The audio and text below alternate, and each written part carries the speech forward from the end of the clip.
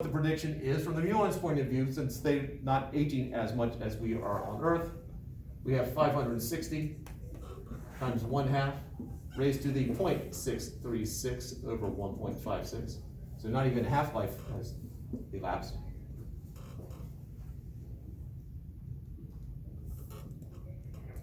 How did you guys get the 0.63? Because mine's just saying, wait, hold on.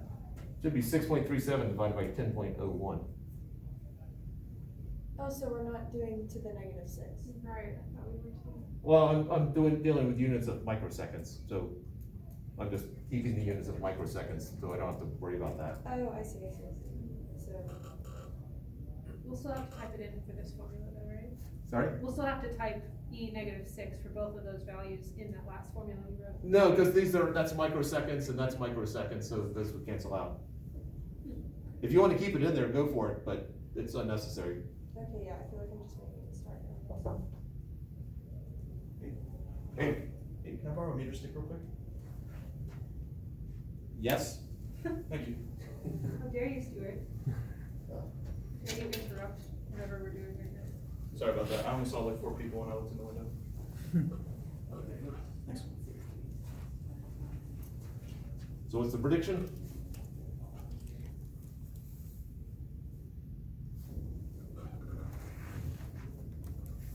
Like 422.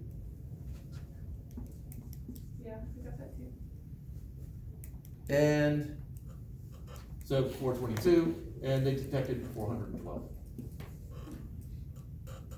Obviously, far more credible than our other prediction of 33. This was the first big piece of evidence for the fact that special relativity exists.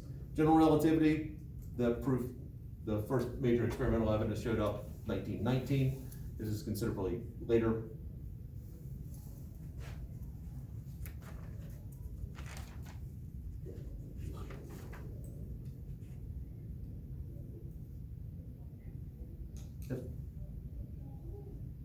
Let's film the train car going by and the 2 flash spots going off, right? No. I don't remember that. Zach, was that a nod over there? You're talking about the mirrors and everything? No, not the mirrors. Something different? Okay, yeah, all right. All right, so evidence that this stuff that what I'm about to go over is legitimate. The other evidence is the fact that it's in the textbook and I'm going over it, so there's some hope that I'm going over stuff that at least there's some evidence is true. For better or worse, I feel like we take that as truth every time we walk in the door. Yeah, We trust you. there's still the dream to be able to see how long, if I could bluff convincingly on stuff that before a student would question it. I've never done that, but there's still that thought of how far could I go? You've got all power. As far as you want. Yeah. I think I would just become sad at the end if no one taught me quickly. Yeah.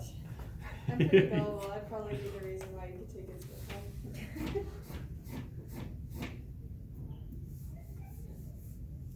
Any questions before I erase?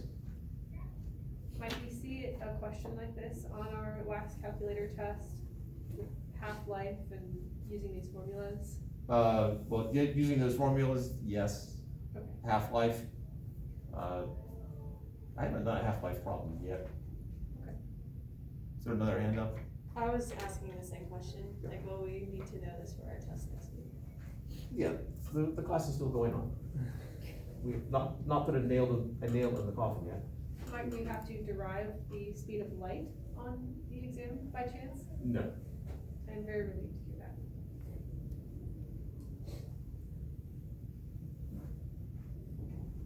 All right, another implication. Oh, actually, before we do that, I'll need you to recall some of the numbers that I can't remember. Let's think about it in terms of the distance traveled. Because we have time dilation here.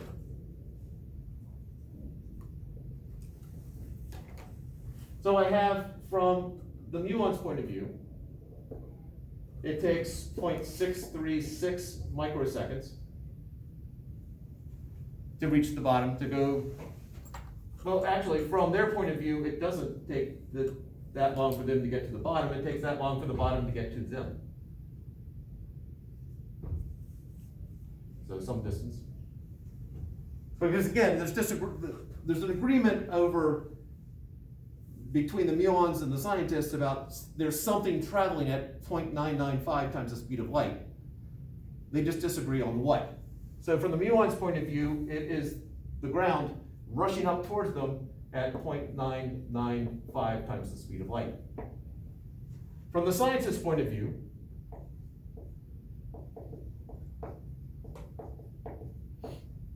the muons are coming down the 1900 meters, and they're traveling at 0.995 times the speed of light, and it took 6.37 microseconds.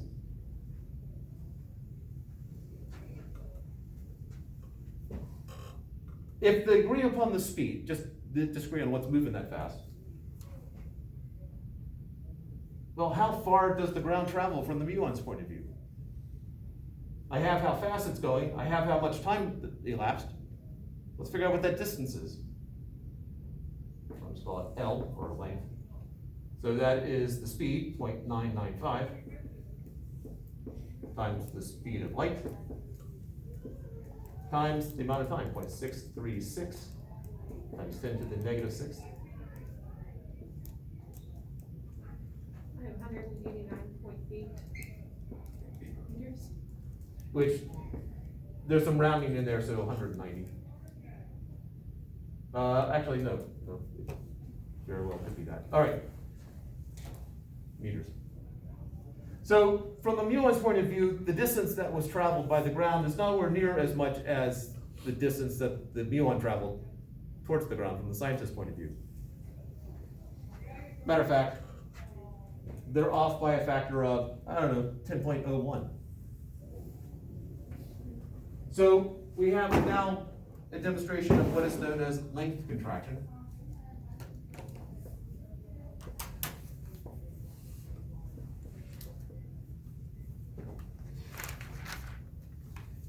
Now remember, the proper frame is the frame in which an object that's being measured is not moving. Which is the proper frame?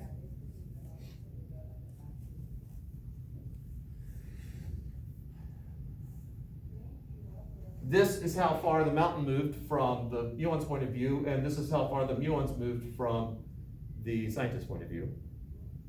When you say the proper frame is the frame in which the object does not move, is the object referring to the muons? That is a very legitimate question here. The length we're talking about is 1900 meters. Did the scientists go to the muons and figure out, all right, so in 6.37 seconds, how far are they gonna go? I don't understand how the muons in this box or whatever that they have moved 1900 meters down a mountain in 6 seconds for them to record it. Like, I think I'm really confused about what's even happening. All right, so you set up the cloud chamber or bubble chamber, whichever one that they had. Yeah, cloud chamber, not gas chamber. Sorry about that. So you set up the cloud chamber, and whatever they're using to detect it, you put it at the top of the mountain, and you have some poor grunt there counting trails as it comes through. Right. And you pick up that number. Then you take the whole device, or you have a separate device down at the bottom of the hill. The muons that they're detecting at the bottom is not the same it's not the same muon that they detected at the top. It's not like they saw one and called it Mike and they figured out they didn't know Mike came down here. Because we're constantly being bombarded by these things, it's statistics. I mean, you set it up, you look at it for several days, you come out with an average of how many come through in an hour. You then do the same thing down at sea level. What is the significance of 6.37 microseconds? That is how long it took, because they knew that it went 1900 meters, because they could measure the length, the height of this mountain. Right. So they traveled 1900 meters, and they knew they were traveling that fast, and you can tell that by basically from the cloud chamber. And so they calculated the amount of time it would take. Oh, there's two different cloud chambers. Yes. Okay. There's I'm with you. Okay, yeah, it's not a huge, giant cloud chamber. Oh, I thought there was one that they were moving down the mountain, and I was just really lost, but okay. I'm with you now. You said They, that- I don't know how, if they, most likely they had two different cloud chambers. It's also possible they set it up on top of the mountain and then they packed it up, Right. took it down to the bottom of the mountain and did the same thing. So it's theoretical based on how many were moving through this cloud chamber and how many were moving through this cloud chamber, Right. how long it would take, and those times were different. From the data that they got from each of them. Right, well, the count was different from the data they got from it. This time right here, again, was calculated based upon, they know how tall Mount Washington is, and they know how fast these things were traveling. Alright, continue with the link contraction. Alright, so, I have my two links, I got my 1900 meters and my 190 meters-ish. Which one is the proper length? For the muon to be traveling towards the mountain or for proper length for what? Proper length is, if I'm just measuring the length of this cable, if it's at rest relative to me when I measure the length, that is the proper length. If this thing were traveling near the speed of light, and I then tried to measure the length of it, it would not be a proper length.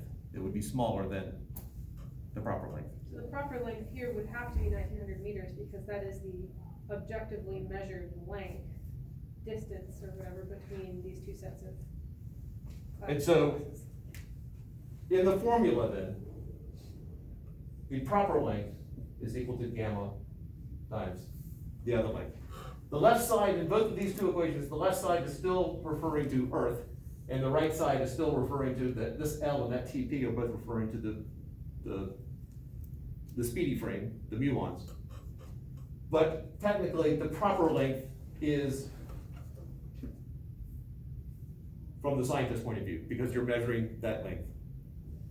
So Yes. for a muon, is it covering 190 meters of distance instead? What the muon says is that the ground's coming up towards them, and it's traveling 190 meters. Oh, okay, I see. That's weird. From the muon's point of view, the muons aren't going anywhere. It's the Earth's rushing up at them. And there's pesky cloud chambers. Oh no, cloud chamber's coming in. And yes, I'm giving sentience to the muons. Does it make sense? Okay, so I guess. The muons are maybe- sentient beings. They're sentient.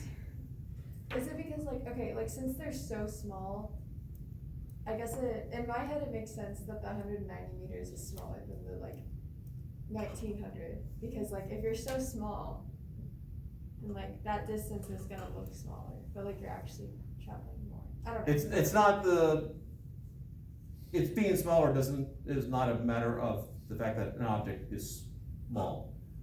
The 190, it's just that the small objects are the ones that we can get up near the speed of light, or that will naturally be near the speed of light.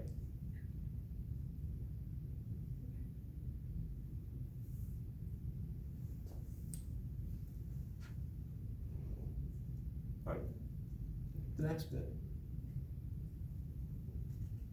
If I have an 11-foot car zooming towards a garage that's 10 feet long,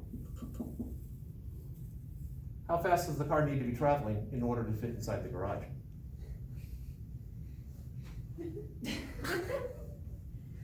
Speed of light something. Okay, it would be on some order like that. All right, so in essence, I've got two numbers here. Let's think about the length contraction. Let's not worry about, which one's the proper length and which one's not, because that's gonna lead to headaches, which we'll resolve later. I know gamma. What's the minimum value of gamma? 0?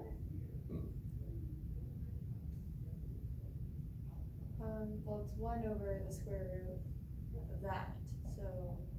So, what's the biggest value for beta? The speed of light? Wait, no.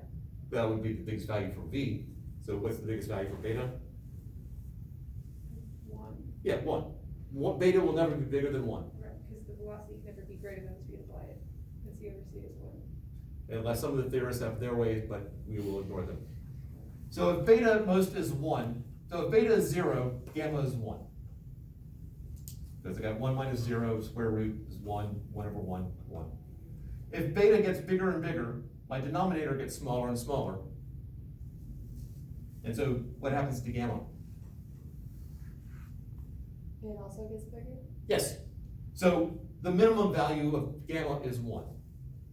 So whatever I do with those two numbers over there to find gamma, so from here I know that gamma is equal to L over L sub P.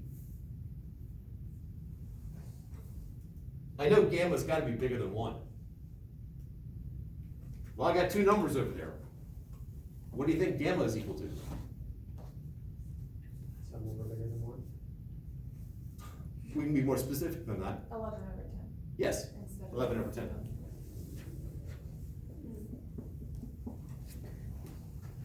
If you want to throw units in there, feel free to, but they just cancel out. So my gamma is 1.1, so I need to figure out what is beta to get me a gamma of 1.1. So that is equal to 1 over the square root of 1 minus beta squared. So square both sides, so 1.21 is equal to 1 over 1 minus beta squared. I got two fractions, so I can just move across the diagonal. So I have 1 minus beta squared is equal to 1 over 1.21. Beta squared is 1 minus 1.21.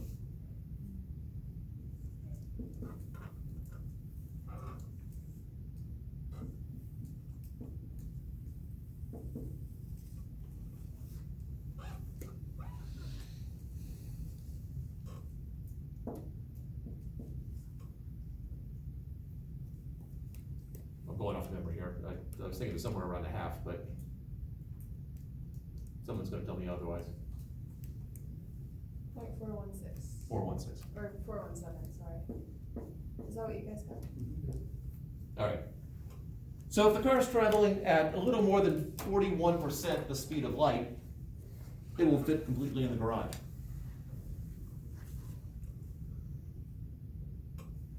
Now, from whose point of view is that? Garage, yeah. Yeah, it's from the garage's point of view. If you go from the car's point of view, then the car's just sitting there and this garage is coming at it. From the car's point of view, what can you tell me about the length of the garage? More than 10 feet or less than 10 feet, from the car's point of view. Probably less. It indeed is less. So from the barn's point of view, sorry, different problem. From the garage's point of view, the car will fit in it. From the car's point of view, the garage is getting smaller. In no way it can fit. How does that make sense? That's super weird. What was that? I said, how does that make sense? Let's talk about the next piece, Okay. which will reveal one of the big clues, and then we'll actually get back to resolving it, resolving this issue of how it can make sense.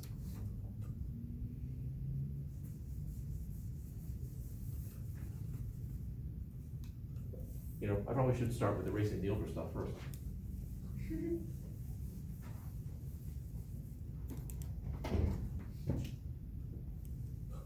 The drain going by, I've not, why do I feel like I've done it more than once this year? I'll just draw it bigger. I have a train car going by and there's a detector. I have some sort of detector right smack dab in the middle. I've got, we'll put Sue on top of the drain. Of course, yeah. Meanwhile, there's Lou down here. Still twins. Now, yes, they are indeed twins, share the same genetic material. At this point, their ages may or may not be anywhere close to each other. Now, when the detector is right here, there's gonna be two things on the side of the train here that are gonna flash.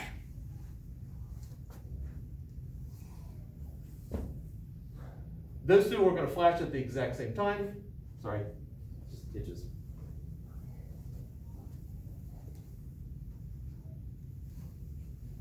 All right. Now, Sue does an analysis and she says, all right, I'm on the train is at rest. When the two lights go flashing, they're both gonna hit the detector at the exact same time. And so the light here is set up so that if the light, let's just say right light and left light hit at the same time, hit detector.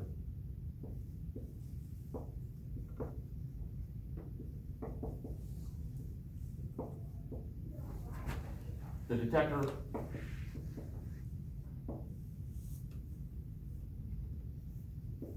will display a red light.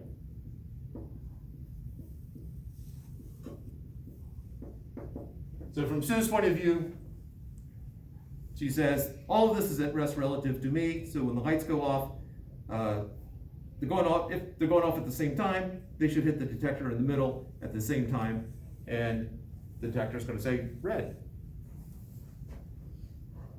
From Lou's point of view, this train car is moving to the right, so when these two lights go off at the exact same time, that I now have light traveling in both directions towards the detector, but the detector is moving to the right, and so the detector is going to hit this light first. And so if the right light hits detector first,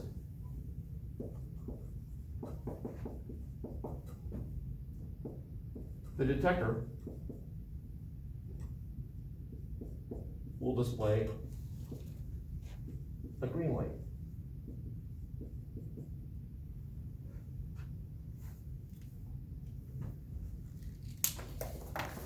Train car passing by. Harrison will play Lou in this scenario. I'm Lou. Train car is coming by. It gets right even with Lou. Two lights go off. So the light is now traveling towards the middle. The train is moving this way. And so this is the light over here, your right side, that's gonna hit the detector first. So Lou says it's gonna be green. Sue's point of view is she's right there with it. They go off at the exact same time. Well, everything's at rest, and so there's no reason why one light would hit the detector first or not. Again, Sue's making the claim it'll be red. They run the experiment, train stops. It's either gonna be red or green. It can't be both. Which one is right? Lou. Probably Lou. Why? One sec, cause, okay. We're assuming